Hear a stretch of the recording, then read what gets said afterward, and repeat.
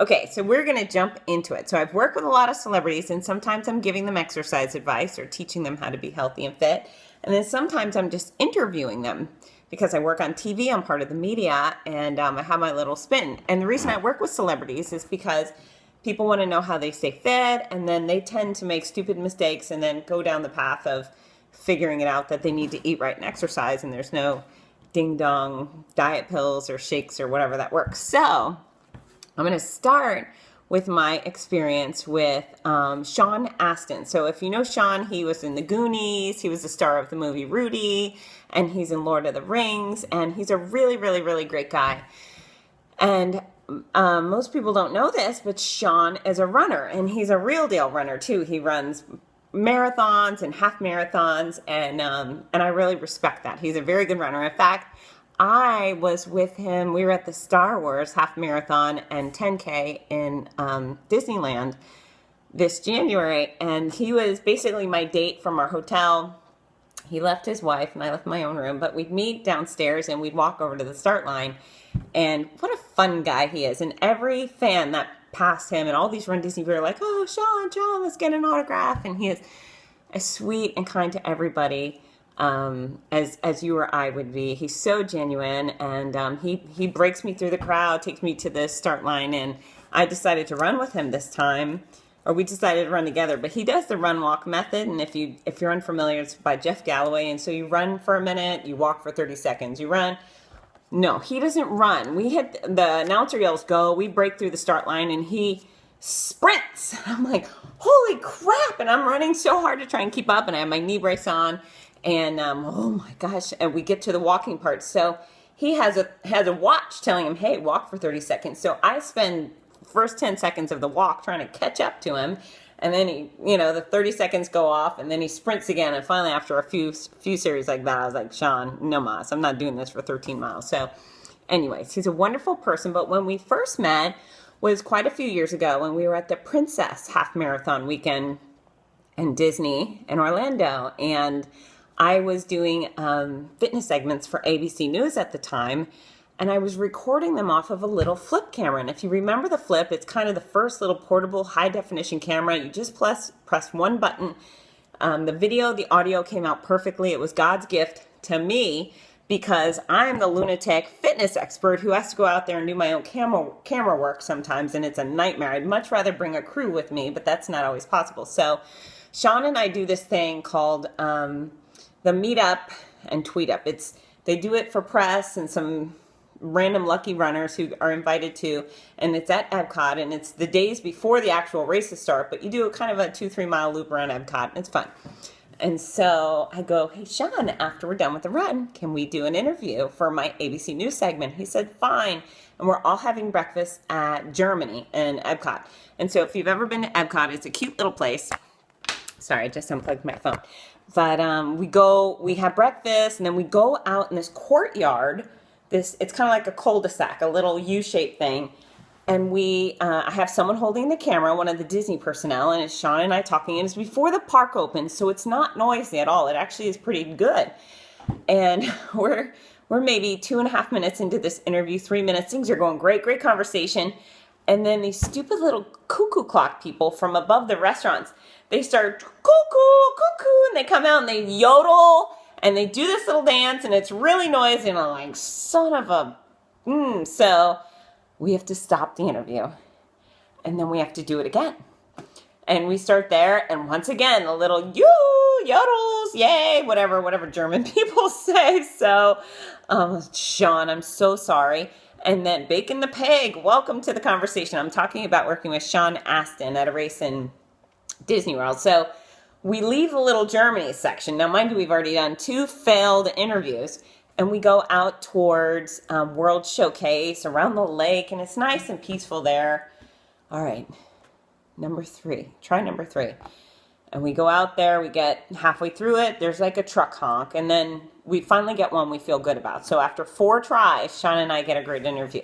And he's a great guy, and he was so generous to try 4 times, but he's also a producer and a director, and he knows what it's like to deal with audio issues, so he was super kind.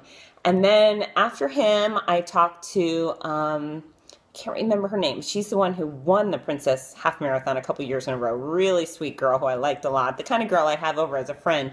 And it was her. And then they had a para-Olympian. This girl was killer. She had one leg and she was going to the Olympics. Where were they? I don't know, China. There she was going to the Olympics. And she was wonderful. So we did those interviews. I felt great. Got my good day's work. I've got a few ABC News segments in the bag and we're ready to go. So I leave there and then I go to meet my family at the Magic Kingdom. So they're there for the day. And I only have a few hours before I have to get back to deal with more Disney press stuff. But I go, we have this great time. And I walk out of the park and I get on the monorail and I go to look and see my video footage for the day and it's gone. My camera is gone. My God, I just wanted to die. I thought, oh my God, I have just harassed Sean Astin for 20 minutes into 3 failed interviews and a repeat quality one. I have all this footage and I just wanted to die. It was awful. And then of course, I lost it at the Magic Kingdom. So what are the odds of ever finding it again? So I have to go out, panic that night before my next event. And I run out to Best Buy and Target, and I have no luck finding any good cameras that are similar value, and the flip cameras are being, what do they call it? They're just not making them anymore. Discontinued at the time. So I find a friend who has a flip camera they lend me, and I go to run the race. So I go do the actual half marathon. I run it, and I come out of there. And I have my camera, and I guess I had taken some video footage while I was running. And so I go to the VIP tent, and I'm hanging out, and I see Sean. I am so sorry. I have lost my camera. Would you be willing to do another interview? And of course, it's loud there. It's the loudest place in the world. And what does he say? He says, of course, no problem. We'll do that. So we go over, we find a quiet place, and it's not really quiet. It's just the least awful place in Disney World at the moment, right next to the speakers where the announcers are welcoming everyone in. So we turn on the camera and we say, I go, hi, this is Fitz, blah, blah, blah. And then poof, camera dies. It just dies. Oh, it was exhausting. I just felt so embarrassed at the time. And thankfully, the girl who was shooting the video, Kelly Lewis, who I love her for many reasons, but I look at her and she could see it on my face and she goes, why don't we just use my iPhone? I said, Kelly, are you sure? She said, yeah, no problem. So we were able to shoot the video and we finally got the video and God, I'm so grateful to her. And it's a really fun video. If you go to my YouTube channel and just search Sean Astin, and it's Fitzness, Fitzgness is the YouTube channel name, but you'll see that interview there. And Sean's really funny. And mid-interview, we're talking about the potential. There's a rumor at the time that Disneyland Paris is going to start launching races. And I go, Sean, have you heard? And he was like, yeah. And I go, ho, ho, ho, we are French. And then I take my finger out of my nose and I shove it under Sean's nose. I go, ho, ho, ho, you are so French. And you could just see look in his face. He's like, so I don't know why he still puts up with me. He's still such a sweetheart and he's a very good friend. But Kelly went back to California with the footage from that interview, tried to email it to me. It did not work. And again, I wanted to die. But finally it came through and that was great. So Sean Astin is the best guy on the planet. That's the moral of the story. And I am the worst camera owner on the planet. And I really do need a camera crew to roam around with me. So I'm going to move on to my Brooke Shields story, which is another interesting one. And, you know, Brooke Shields, she's so beautiful. And she's been a star since I was a little kid. And she was that beautiful girl in her Calvins. And so I get asked to come interview her at, I think it's the Four Seasons or the Ritz in Dallas. And I live in Florida. And it was June 25th, about 5 years ago. And it was for the brand Latisse. They put, she's a spokesperson, and it's the stuff you put on your eyelashes to make them grow. Thank you for the hearts. Hopefully that means I'm not boring you to death. Hi, Pablo. Welcome. We're talking about Brooke Shields. So I get on the plane, and I fly over to Texas. And the next day, I'm supposed to work with Brooke, and we have a whole camera crew there this time. I'm not leaving fate in my crappy hands. We actually have a camera crew waiting for us at the Four Seasons. So I'm not staying at the Four Seasons. I'm probably staying at something like the Hilton across the way. And in the morning, I get up, and I'm trying to get ready to meet with Brooke Shields.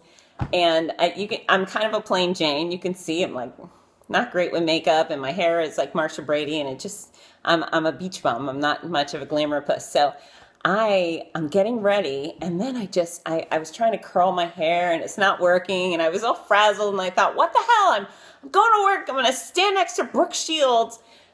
There's no way I can look nice. I should just put on my damn pajamas and my hair in a messy bun and just go suffer through it. But anyways, I did my best, and it's, subpar at best. But anyway, so I go to the Four Seasons, and I'm supposed to meet her publicist, which I think her name was Allie or something. We're just going to call her Allie since I can't remember. And so I go into the Four Seasons. I look around. There's nowhere there. I don't really know where to go. I just know I'm in the Four Seasons. And I go to the little concierge, and I said, hey, do you know where the Latisse event is? I'm supposed to interview Brooke Shields. And with that, I see two girls walking across the lobby towards the elevator. And I think it's Allie. And I don't know why I think it's Allie, because I've never met Allie before. But I just decide that that person must be Allie. So I go running across the lobby. Hey, Allie. And she's not turning around. Hey, Allie, I keep yelling, and I run, and she runs into the elevator, and I basically put my foot in the elevator. I don't get that close, but I'm right there. And Allie turns around, and it's not Allie. It's Brooke Shields.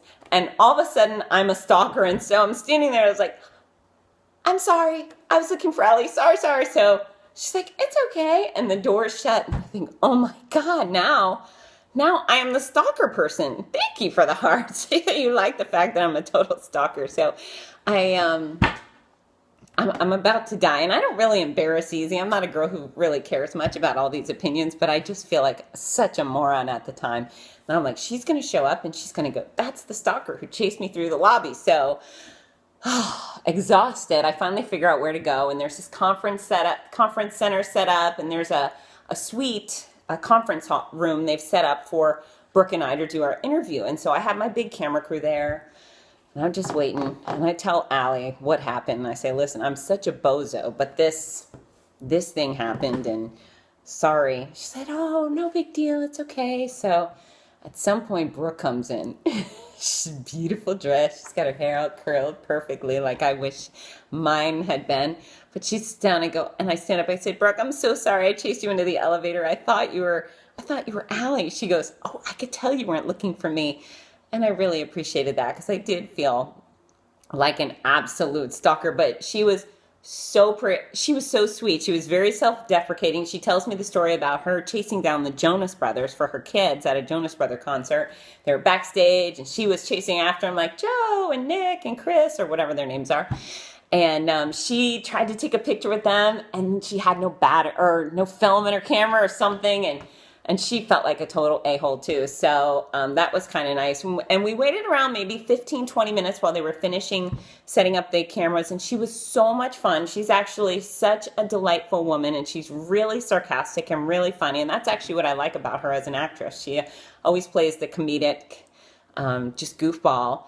And she's the type of girl I would want to come over to my house and sit on the couch and just doof off in our pajamas. She's so much fun. So the interviews ended up going great. And at some point, it was back when her mother was experiencing some sort of crisis. I forget what it was, but I asked about her mother. I asked about the stress, and we had to stop. They're like, wait. And her agent or whatever said, you're not allowed to talk about the mother. So we had to restart and talk about that. But we had a really nice interview. Everything went great. I'm very proud of the product. But this is the kicker. So I leave and I go, oh, no, I had one other funny thing happen. I'll tell you guys about that another time. It's Anastasia with the eyebrows. Look for that Periscope. But anyways, I deal with Anastasia and the eyebrows.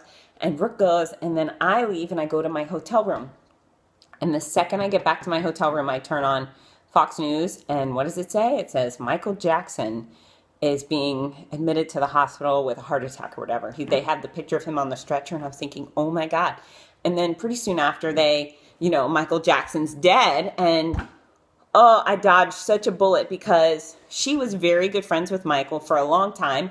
And then these hearts are very sweet. They're distracting and sweet. I like them. Thank you. And they're green and red. So, and if you're not watching on Periscope, people are sending me hearts because they like my story. But anyway, so Michael Jackson's being admitted, and I think, holy cow, if he would have died an hour earlier, I never would have got that video.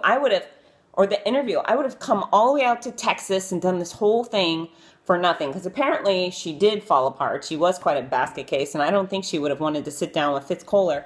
So, that was interesting. So I've worked with so many celebrities, and I've had some severe blunders. Most of them are very innocent, certainly nothing I had intended. And the guy on Grey's Anatomy, the redheaded guy, I forget what his name is, but he's the chief of staff, or I don't know. Anyways, I was doing a series of interviews with all these stars of ABC shows for a while, and he played a role in Hannibal, I think, and he played this horrible murderer or whatever. So I asked him on the phone, we're doing a phone interview, and I say, so you played some murderous roles. Why did I come up with that adjective? I'm not sure. It was pretty stupid of me. But he's like, I don't think my roles are murderous. And I was like, well, that one role.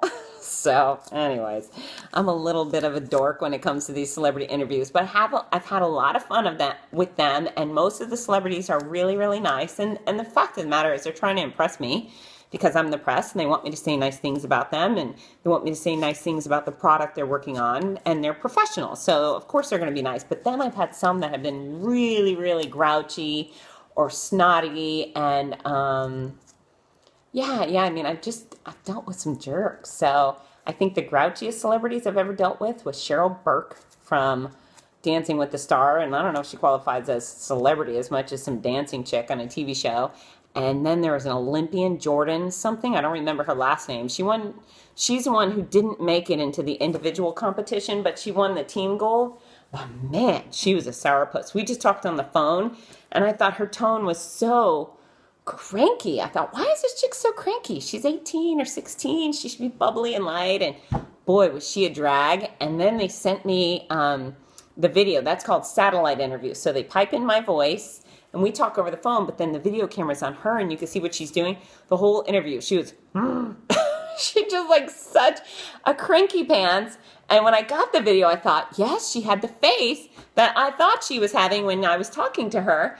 And I uploaded it. It's on YouTube. So if you look up the name Jordan or gymnast on Fitness on YouTube, you'll see her. But people actually comment, what's up her butt? Why does she look so cranky? So, she was mean. Vanessa Williams was a little bit abrasive. But I don't know. Most of my guests have been really fun and interesting, and I think my favorite are the Wiggles, and because they've turned into lifelong friends, I really love them. And Bruce Jenner I've worked with, and he was great, and I've got good Bruce Jenner stories to tell. And Donny Osmond was a lot of fun, and some of the young Disney stars have been a blast. But anyways, I'll come back and tell you guys about those someday soon. So thanks for tuning in on fitness.com. If you have any fitness questions for me, or if you see some of my celebrity interviews and you have a question you want to ask of any of the particular celebrities that you see on my page on fitness.com, you can send me those questions. You can send me them at Twitter, at Fitness on Instagram, Pinterest, here on Periscope, and I'm always happy to answer questions, and then you give me topics to chat about. So thank you for visiting with me. Thank you for all of these beautiful green and red hearts. I love them very much, and I hope we get to talk again soon, okay? Ta-ta, everybody. Bye. I'm no good at turning this thing off.